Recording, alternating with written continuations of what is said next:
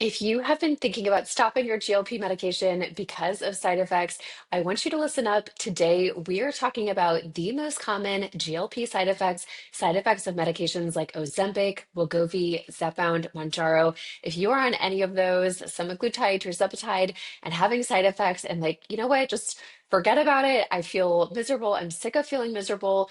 Before you stop, especially if these medications have been otherwise working really well for you, you've been losing weight and feeling pretty good mentally, physically, your body is responding well with weight loss, but you're just having some difficult side effects. Let's talk about those today. So maybe we can keep you on that medication and get those side effects managed.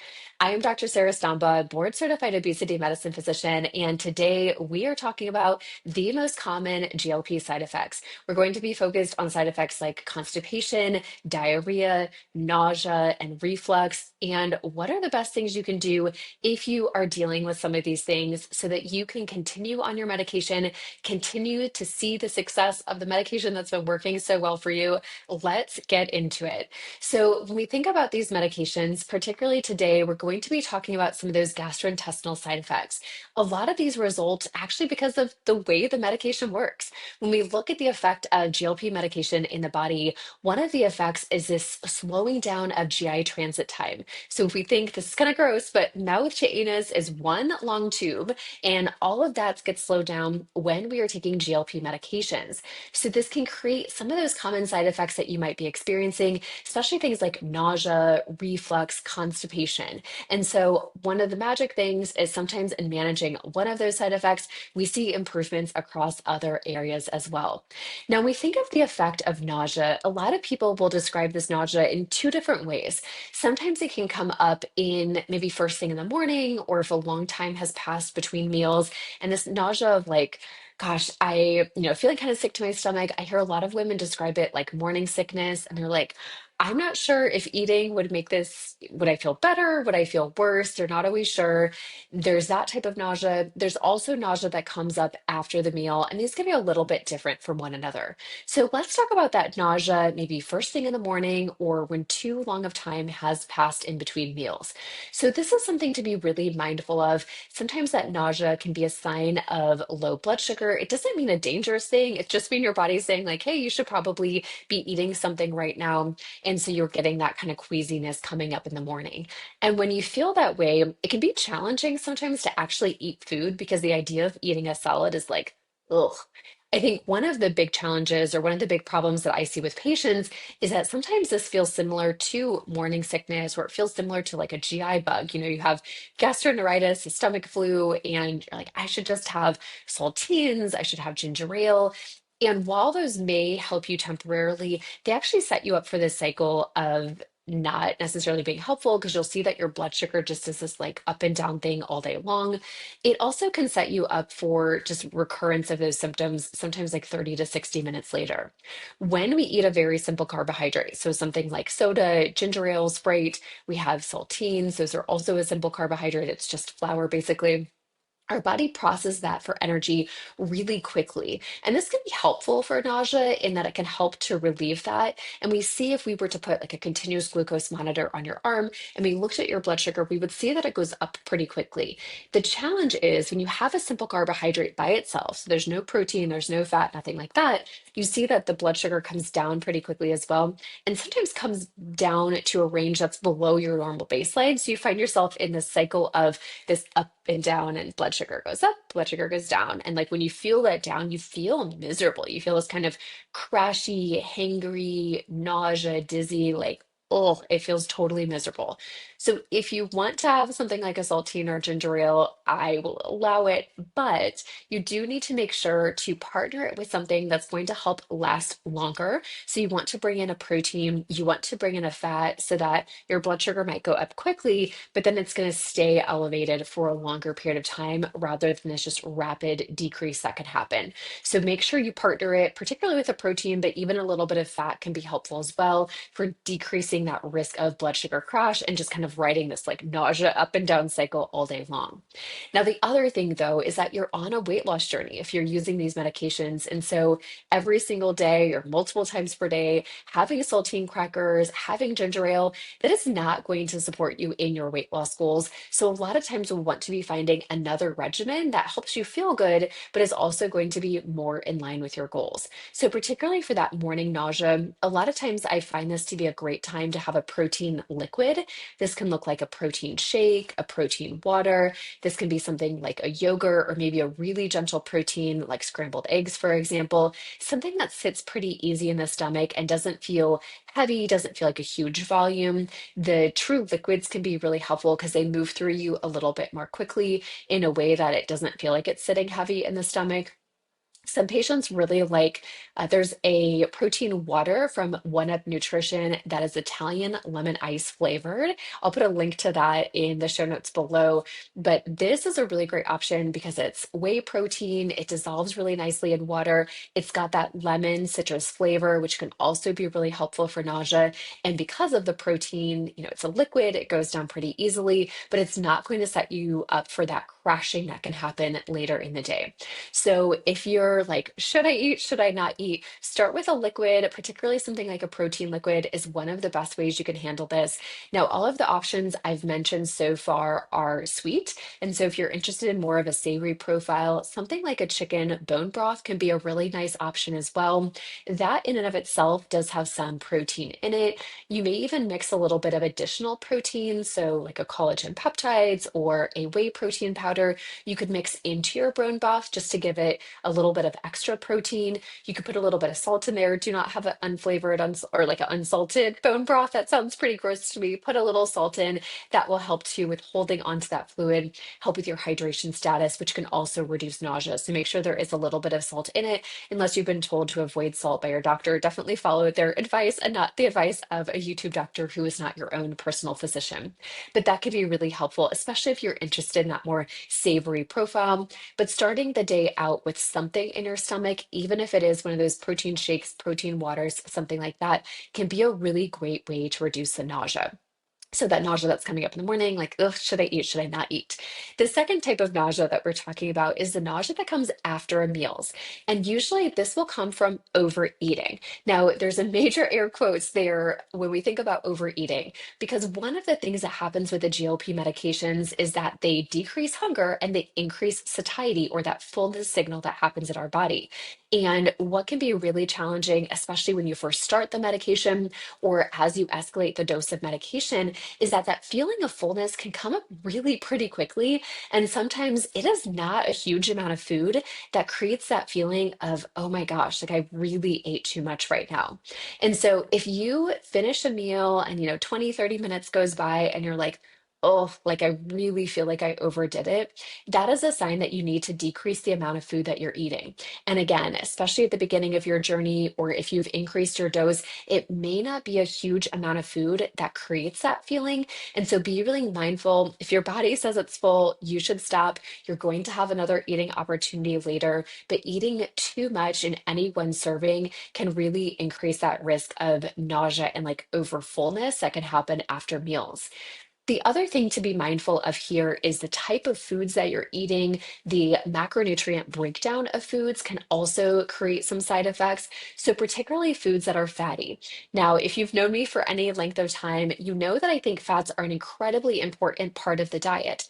And we do want to be mindful that they're balanced with other whole grains, with proteins, so that we don't have too high of a fat load on these medications, particularly with the tirzepatide products I found, so zepbound and mounjaro. But honestly, this will be true for any of the GLP medications, so Ozempic, wegovy as well. Those are semaglutides that having too much fat in a meal can really sit heavy in the stomach and can create a lot of those GI side effects afterwards. So this can look like nausea, this can look like reflux, which might be heartburn. It might also be like that acid taste coming up in your mouth.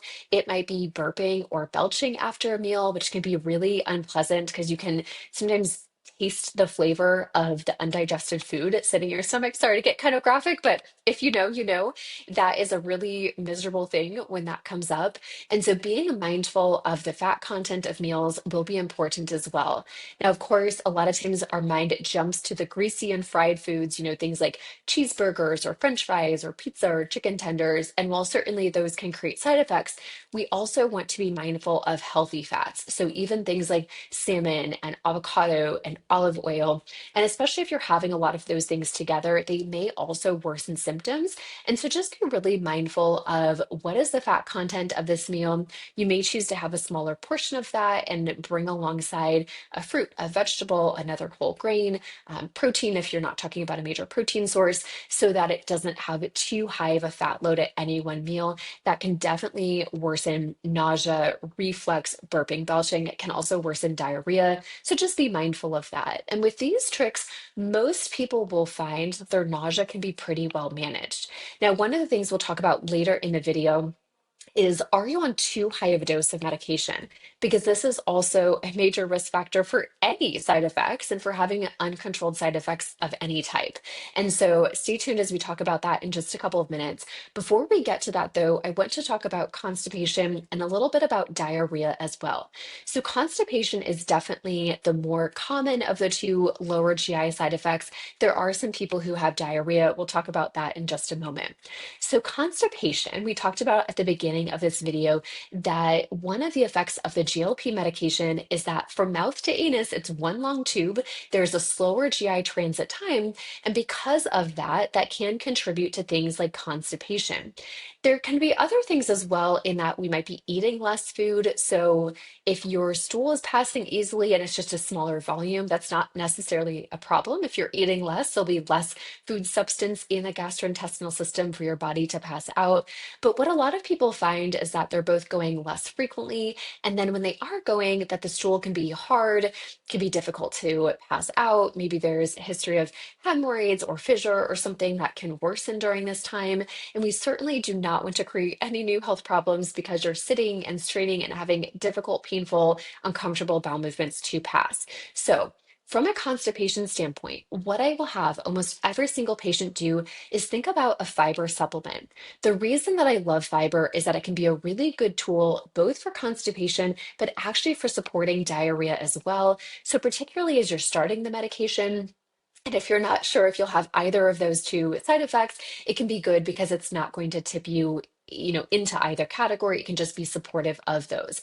Fiber can be also helpful with supporting satiety or that fullness it can come up with meals. And before you say, well, shouldn't I just be getting my fiber from food? Totally. That is the end goal, that we'll be able to get your fiber from food sources. But one of the things that commonly comes up, especially early in the GLP journey, is that you're not able to adequately get the fiber from food sources because that volume of food simply feels like too much. And so the idea of eating like an entree salad, for example, feels like a lot to put into your body, and you're not quite ready to do that. And so you may be looking to taking a fiber supplement. Now, there's quite a few different fiber supplements out there, and I will let you choose the one that you prefer, but let me give you some of my opinions on it. The brand name Metamucil is very popular. Regular Metamucil, however, has sugar in it. And as far as I'm concerned, that's just a really silly way to get your sugar. If you want to get sugar in your diet, if you're on a weight loss journey, get your sugar in the form of a really delicious pastry or cookie or something that you're really going to enjoy. Getting it in your daily Metamucil, it's kind of a waste of calories. There is a sugar-free Metamucil, and you can certainly choose this. This is an aspartame-based product, and so if you are trying to limit artificial sweeteners in the diet, you definitely want to be mindful that regular non or sugar-free Metamucil contains aspartame, and that may not be in line with your goals. Now, one thing I will often have patients do is go to this, the GI constipation aisle in their pharmacy, and typically right next to Metamucil will be generic psyllium husk. There's going to be generic Metamucil as well, like orange flavored and everything, but there's typically an unflavored plain psyllium husk. This can be a really nice option because it's entirely plant derived. It dissolves nicely into water. It does have a little bit of a flavor, but it's not flavored. It's just, you might taste it if you dissolve it into water.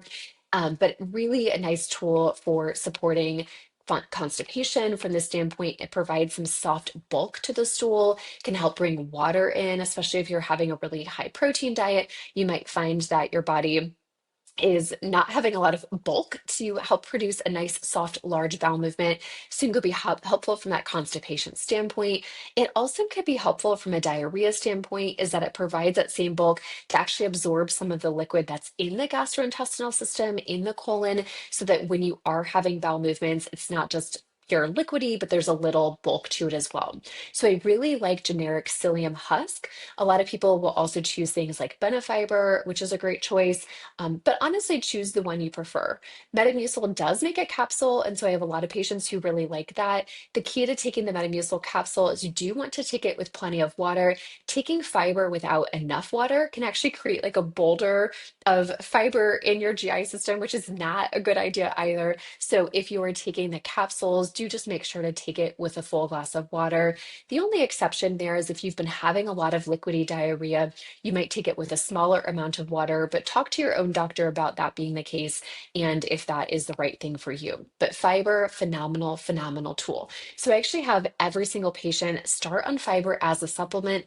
And then if they need additional laxatives or stool softeners, we can layer those on as needed. There's a lot of different ones on the market, and different people will respond differently to different ones or feel like they have their own preference. So, if you have one in your medicine cabinet, I would start with that. Lots of great options out there. Miralax is one, Senna is another one. Medications, supplements like magnesium can be really supportive as well. The nice thing about all three of those is they work differently from one another, so you can even layer them on top of each other as you need to. But I would just pay really close attention to your bowels. Are you going regularly? When you go, is it easy and soft to pass? And if not, try layering on certainly fiber, but some of these other supplements as well, just to keep things moving. Now, if you're having used to have bowel movements, let's say every day, and now it's every 2 to 3 days, but when you go, it's easy to pass, there's no problems. That's not a concern as long as it stays with that trajectory. What we don't want to happen is that your bowel movements are becoming further and further apart. When you are having them, it's like passing a rock. I don't want anything like that to happen. So just pay close attention, stay on top of it. Now, if you are someone on the other end of the spectrum that's having diarrhea, now certainly this is more common with the zepbound mounjaro medications, which are tirzepatide products, but can also happen on the semaglutide medications like Ozempic and Wegovy. Now, we talked about fiber as a great tool both for constipation and for diarrhea, so certainly you can utilize that. But you might find you need something else as well. So, thinking about the content of your food, as we were talking about earlier, sometimes having a heavy fat load can be really bothersome to the gastrointestinal system and create worsening diarrhea or create episodes of diarrhea. So, being mindful of that can be helpful. Sometimes, too, having simple carbohydrates, so sugar predominantly, but flour really on an empty stomach can also create diarrhea. So just pay attention. Okay, is there a big fat load that's coming in my diet? Is there a lot of sugar that's coming in my diet? If either one of those are happening, now we'll talk about nutrition at another point, but if either one of those are happening from a diarrhea standpoint, it's probably worth to be mindful of that and think of creating a more balanced meal so that you're not going to trigger that GI discomfort that can come up. You can certainly consider medications like Imodium, for example. Do read the instructions on the bottle. If you're finding that you're needing it long term, definitely reach out to your physician because that is not a good long term solution, but may be effective as you're first starting the medication for a couple of doses. Now, I think one of the most important things with any of these side effects is what dose of medication are you taking? One of the biggest challenges that I see when people are reaching out to me and asking about questions is that they have been brought to a dose of medication that is really too high for their needs. We're going to have an entire video when we talk about choosing the right dose of medication. But what is absolutely true is that you want to make sure that your side effects are well managed before you move to the next dose of medication.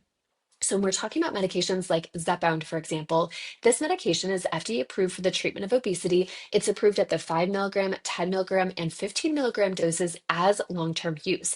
The intermediate doses, the 2.5, 7.5, 12.5, these are designed as titration doses of medication. Now, anyone with logic can say, okay, what's wrong with taking a 7.5 dose long term? Well, Nothing. If that's the dose that's working well for you, your side effects are well managed, excellent. Sometimes, though, people do run into situations, particularly when they have insurance coverage of the medication, that their insurance company will say, okay, you're on a titration dose of the medication, you need to move to a treatment dose of medication. So you need to take that 5 or 10 milligram dose. It's inappropriate to stay on the 7.5 milligram.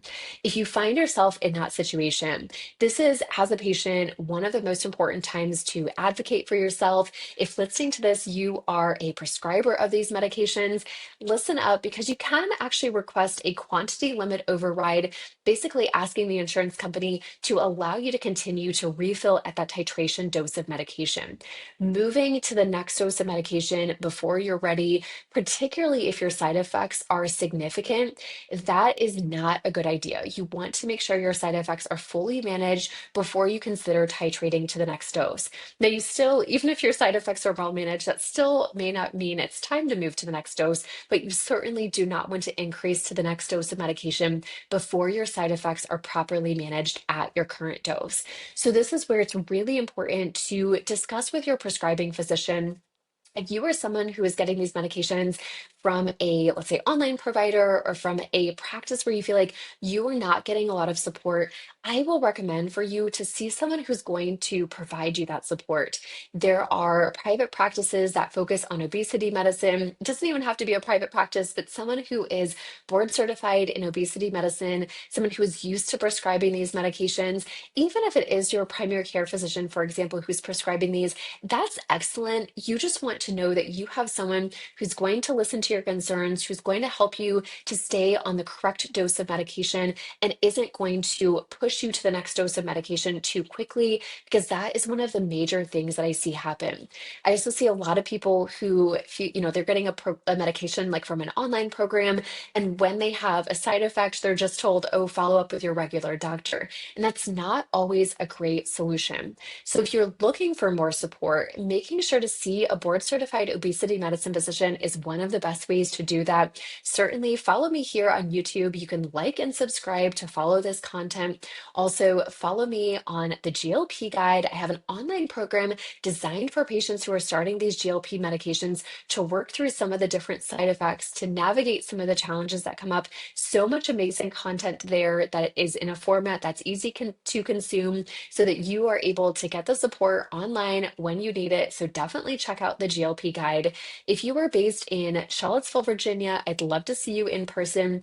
I also see patients throughout the states of Illinois, Tennessee, and Virginia by telemedicine. So you can contact me at www.sarahstambamd.com to learn more and get started today.